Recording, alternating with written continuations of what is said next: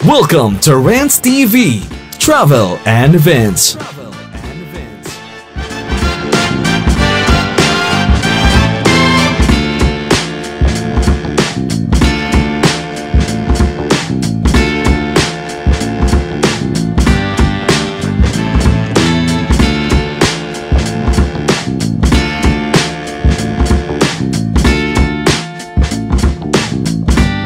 Tayo guys sa likod ng Esplanade dito sa highway. Ito yung Binondo Intramuros Bridge guys. At ito naman yung likod ng Esplanade. At yun nga guys, ginagawa na yung likod niya, nagkakaroon na ng finishing dito. Ayan o.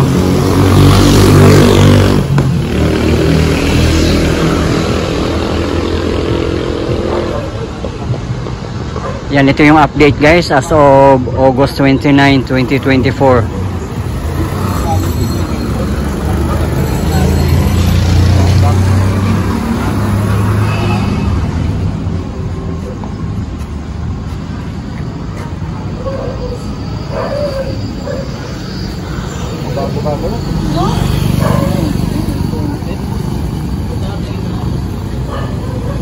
At yung sa left side naman na daan guys, yan yung kalsada papuntang Intramuros, South Pier 15.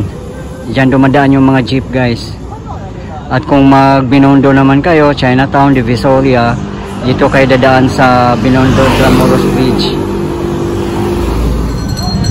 Dito tayo dadaan guys sa grand entrance ng Esplanade Phase 1C.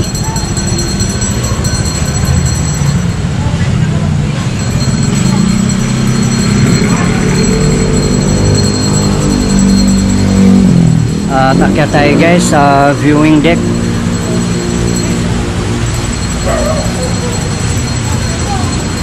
Ayan guys, oh, may basurahan din dito guys. Kung may mga basura kayo guys, itapon natin.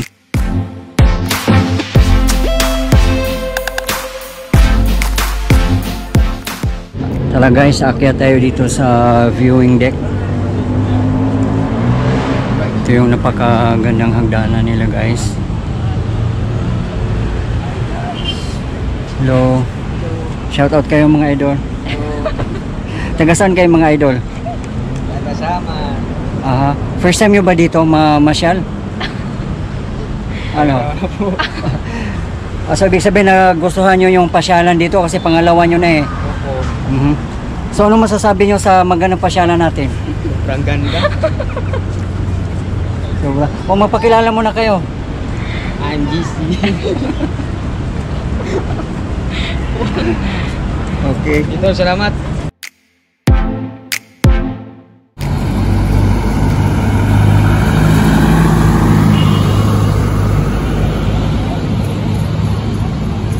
Yan guys, highway yung likod ng Esplanade guys. Kaya sa mga magkukumute, walang problema. Paglabas yung ng Esplanade, maraming jeep na masasakyan.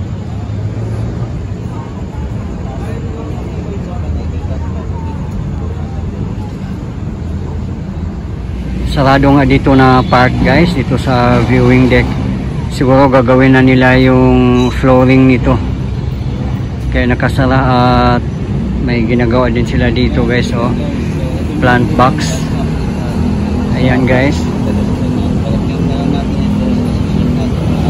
Kaya close dito na area.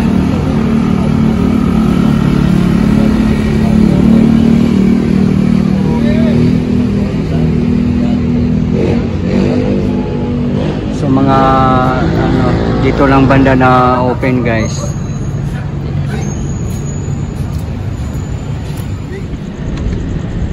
Ayan guys, so sinasimulan na ditong trabahuin guys. Ayan dito sa likod ng Esplanade.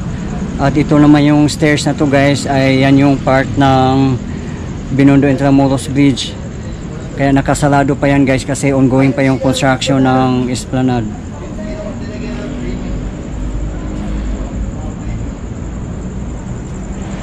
At abangan na lang natin guys kung anong result dito guys sa ginagawa nila dito.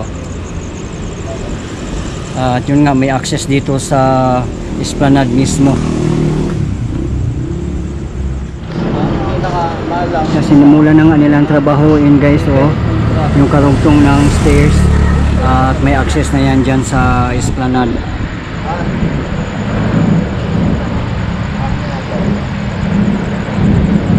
Yan, at may mga naka-file na rin na hollow blocks guys, oh.